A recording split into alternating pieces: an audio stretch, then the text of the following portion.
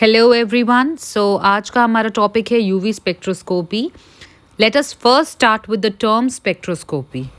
Spectroscopy एक ऐसी branch है केमिस्ट्री की जिसमें हम लोग ये देखते हैं कि जब एक इलेक्ट्रोमैग्नेटिक रेडिएशन को किसी मैटर के ऊपर फेंका जाता है या गिराया जाता है तो उसके साथ इंटरेक्शन कैसी है। So it is a branch of chemistry which deals with the study of interaction of electromagnetic radiation with matter. अब हमारी इंटरेक्शन 3 तरीके की होती है। सबसे पहले, कभी भी रेडिएशन अगर किसी मैटर के ऊपर गिर रहा है तो या तो एब्जॉर्प्शन होगा या एमिशन होगा या फिर ट्रांसमिशन होगा।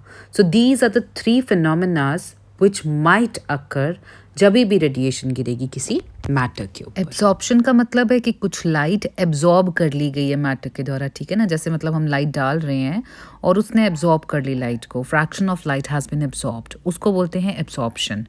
लेकिन अगर वो लाइट एमिट होती है कुछ एंगल बना के, मतलब कोई एंगल बना और उसके बाद वो एमिट हुई, उसको एमिशन बोलते हैं। लेकिन ट्रांसमिशन क्या होता है, लाइट डायरेक्टली आई और पास करके चली गई विदाउट मेकिंग एनी एंगल, कोई एंगल नहीं बन रहा है। सो ये 3 फिनोमेनाज हो सकते हैं और ये तीनों में से अब हम कंसिडर करने वाले हैं एब्जॉर्प्शन स्पेक्ट्रोस्कोपी। यूवी स्पेक्ट्रोस्कोपी एक टाइप ऑफ एब्जॉर्प्शन स्पेक्ट्रोस्कोपी है। सो हम यूवी स्पेक्ट्रोस्कोपी को एब्जॉर्प्शन स्पेक्ट्रोस्कोपी भी बोलते हैं, और वो इसलिए क्योंकि जब भी यूवी रेडिएशंस, कभी भी व्हेनेवर यूवी रेडिएशंस अगर किसी मॉलिक्यूल के ऊपर गिर रहे हैं तो वो क्या करेंगे, मॉलिक्यूल उन लाइट्स को एब्जॉर्ब करेंगे। और जब वो उन लाइट को एब्जॉर्ब करेंगे तो उसकी वजह से क्या होएगा, उन मॉलिक्यूल्स के जो इलेक्ट्रॉन्स हैं वो एक्साइट करेंगे ग्राउंड स्टेट से टू अ हायर स्टेट।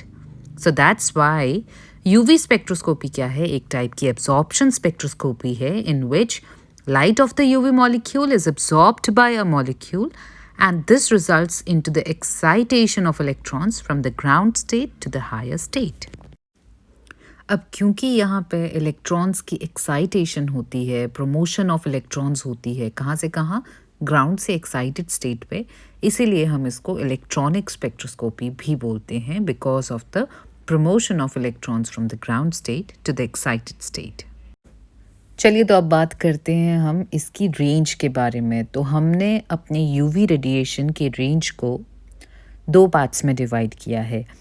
इसकी रेंज है from 10 nanometre up to 400 nanometre, लेकिन इसमें भी हमने इसको डिवाइड करके एक को फार यूवी रीजन बोल दिया है और एक को नियर यूवी रीजन बोल दिया है।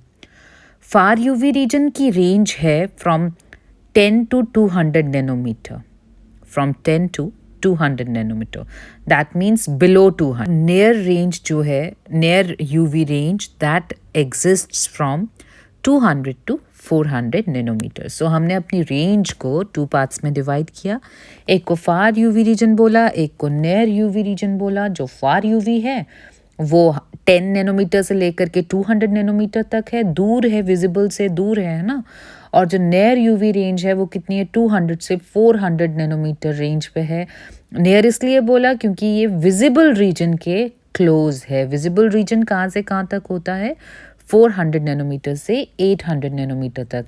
इसीलिए जो विजिबल रीजन के पास की रेंज है उसको हम नियर यूवी रेंज बोलते हैं, और जो हमारी विजिबल रीजन से दूर की रेंज है उसको फार यूवी रीजन बोलते हैं। और ये हम जो नैनोमीटर्स में बता रहे हैं, this is the wave length, ये हमारी वेव लेंथ है। नेक्स्ट हम बात करने वाले हैं इलेक्ट्रॉनिक एनर्जी लेवल्स के बारे में।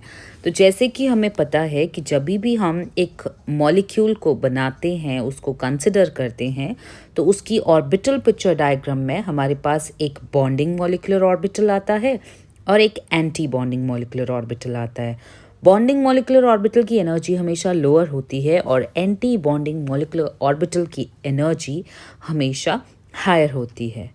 बॉन्डिंग मॉलिक्यूलर ऑर्बिटल्स में हमारे सिग्मा इलेक्ट्रॉन्स भी होते हैं और पाई इलेक्ट्रॉन्स भी होते हैं। तो सिग्मा ऑर्बिटल्स वो ऑर्बिटल्स हैं जो सिग्मा बॉन्ड बनाने के काम आते हैं और इनकी एनर्जी काफ़ी लो होती है। ऑन द कॉन्ट्ररी जो हमारे पाई ऑर्बिटल्स होते हैं वो पाई बॉन्ड बनाने के काम आते हैं और उनकी एनर्जी काफ़ी हाई होती है। सिग्मा ऑर्बिटल की एनर्जी से काफ़ी हाई होती है। साथ ही में हम बोलेंगे एंटी बॉन्डिंग मॉलिक्यूलर ऑर्बिटल्स में जितने भी हमारे इलेक्ट्रॉन्स हैं या ऑर्बिटल्स हैं, उनके ऊपर हम एक स्टार लगा देते हैं और हम उनको सिग्मा स्टार ऑर्बिटल बोलेंगे या पाई स्टार ऑर्बिटल बोलेंगे, जिनकी एनर्जी काफ़ी ज़्यादा होगी। एक और ग्रुप भी हमारे पास है जिसको हम बोलते हैं नॉन बॉन्डिंग ऑर्बिटल्स। तो जितने भी हमारे नॉन बॉन्डिंग ऑर्बिटल्स होते हैं उसमें अनशेयर्ड इलेक्ट्रॉन पेयर्स लाई करते हैं और इसकी एनर्जी जो है बॉन्डिंग से हायर है और एंटी बॉन्डिंग से लोअर है। मतलब बॉन्डिंग और एंटी बॉन्डिंग के बीच में हमारे नॉन बॉन्डिंग मॉलिक्यूलर ऑर्बिटल्स आते हैं। अभी आपके सामने एक electronic transitions complete picturisation show की गई है, जिसमें हमने बताया है कि किस तरह से सिग्मा पाई जो कि बॉन्डिंग ऑर्बिटल्स हैं and pi star and sigma star जिनकी हाई एनर्जी है और एन ऑर्बिटल्स जिनको हम नॉन बॉन्डिंग ऑर्बिटल्स बोलते हैं, उनमें ट्रांजिशंस किस तरह से हो रही है। So there are different types of transitions जिनके बारे में हम नेक्स्ट लेक्चर में बात करेंगे, लेकिन हम रेंज की बात ज़रूर करेंगे। जैसे कि सिग्मा से सिग्मा स्टार अगर ट्रांजिशन करनी हो तो वो बहुत ही स्ट्रॉन्ग होती है, उसके लिए हमें एनर्जी बहुत ही ज़्यादा चाहिए होती है और उसकी जो लेमडा मैक्स की वैल्यू होती है या जो वेवलेंथ होती है that is always less than 180 nanometre. जब भी हमारी ट्रांजिशन पाई से पाई स्टार पे होती है तो वो भी हमें स्ट्रॉन्ग ही कंसिडर की जाती है, और लेकिन उसकी जो वेवलेंथ की वैल्यू है that is equal to 180 nanometre. हमारी एन से सिग्मा स्टार की ट्रांजिशन वेरिएबल होती है, लेकिन यस एन से पाई स्टार की जो ट्रांजिशन होती है वो काफ़ी वीक होती है। एक तो यहाँ एनर्जी बहुत कम चाहिए और एनर्जी कम होगा तो स्टेबिलिटी ज़्यादा होगी, और इसकी वेवलेंथ की जो रेंज है that is up to 280 nanometer. So ये हमारी डिफरेंट टाइप्स की ट्रांजिशंस हैं, आप देख सकते हो, और इसी के कॉरस्पॉन्डिंग हमें पीक्स मिलते हैं। कुछ पीक्स काफ़ी स्ट्रॉन्ग होते हैं, स्ट्रॉन्गली विजिबल होते हैं और कम वेवलेंथ पे होते हैं। तो जितने भी हमें पीक्स कम वेवलेंथ में मिल रहे हैं, less wavelength means high energy, तो जो भी हाई एनर्जी मॉलिक्यूल्स होंगे उनमें वेवलेंथ काफ़ी शार्प होगी, स्ट्रॉन्ग होगी और कम वेवलेंथ पे मिलेगी। लेकिन जिन भी ट्रांजिशंस की एनर्जी लो होती है वहाँ पे हमें काफ़ी ब्रॉड पीक्स मिलते हैं, काफ़ी वीक होते हैं उनके पीक, और that is always obtained at a higher wavelength. इसको याद रखने के लिए हमारे को ये रिलेशनशिप याद रखना है कि energy is directly proportional to frequency and inversely proportional to wavelength. So जितनी ज़्यादा एनर्जी चाहिए होगी उतना ही कम होगी वेवलेंथ की वैल्यू, और जितनी ज़्यादा एनर्जी है उतनी ही स्ट्रॉन्ग पीक बनेंगे, कम वैल्यू पे बनेंगे।